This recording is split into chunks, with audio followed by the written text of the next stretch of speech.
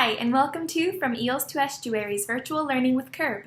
My name is Elle, and today I'm here to talk about ocean acidification. For today's activity, we'll be using some household materials to explore and better understand the effects of this threat to marine life.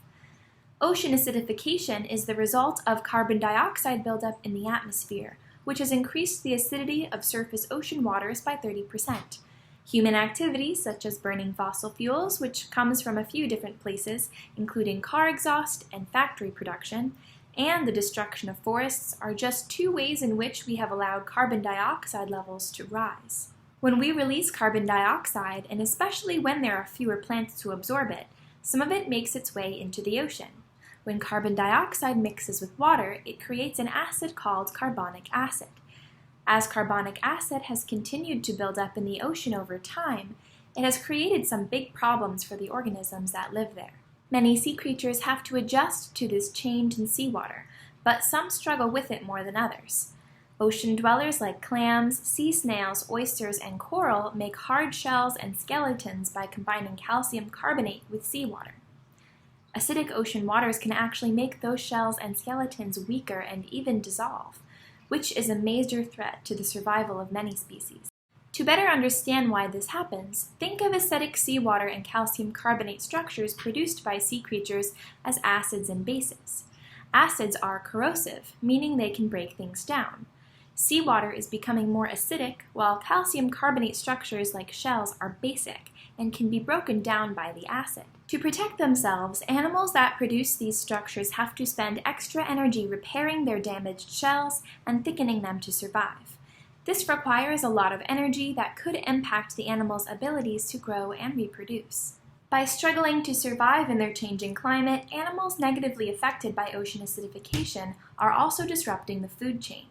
For example, if oysters and soft-shell clams in the Hudson River are struggling to thrive, the blue crabs and birds who rely on them for food will also have less to eat. And if less oysters and soft-shell clams are around to eat algae and phytoplankton, their populations may increase. Changes to a food chain can easily disrupt the life cycles of all the organisms living in that affected area. Today we're going to see for ourselves what happens to the hard shells and skeletons of sea creatures when exposed to acid.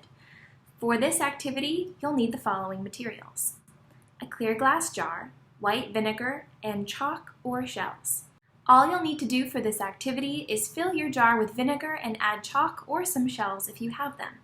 I'll be using 2 jars today and include oyster shells in one jar and chalk in the other, just for the sake of seeing what happens with both substances.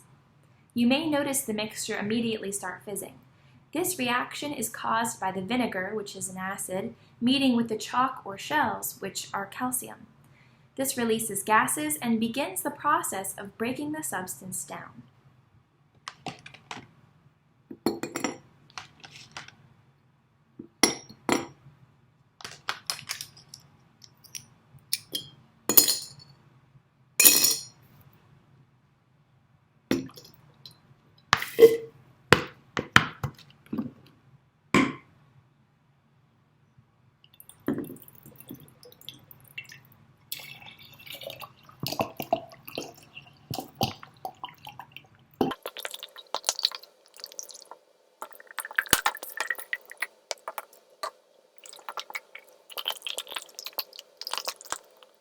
Once you've got your lid back on your jar, you're going to want to let it sit undisturbed for 24 hours.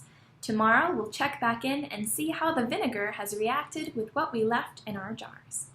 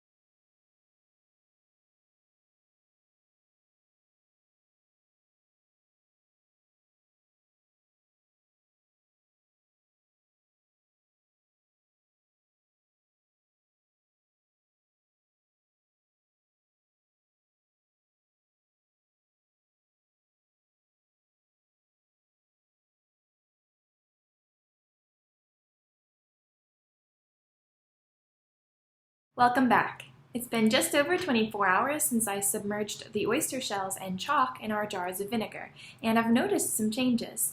Let's take a closer look. So as you can see, our chalk didn't really break down very much. To show you a little bit better,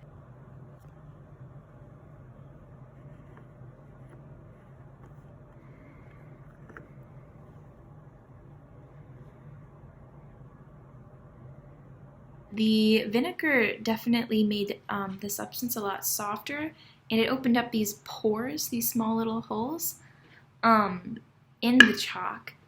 And then the oyster shells are now very thin, and as you can see, there's a hole in this one. If you can see that. They've gotten very thin, and they're almost kind of feel like paper.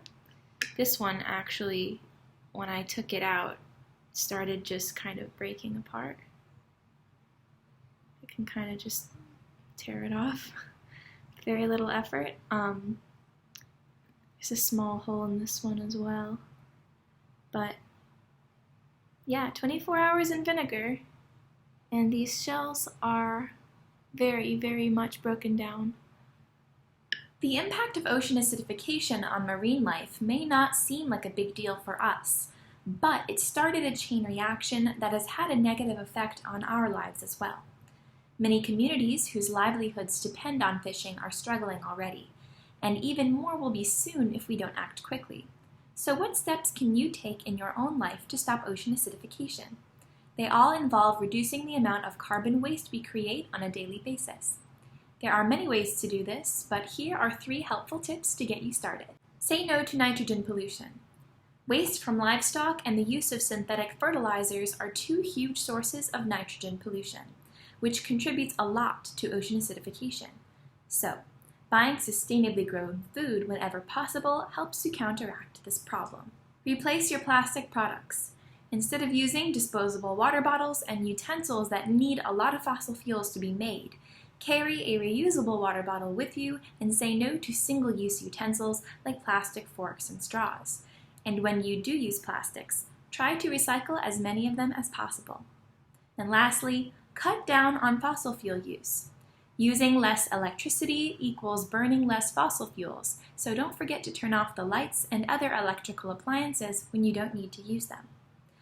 I hope you've enjoyed today's lesson. Thank you so much for watching, and I hope you'll join me again next time.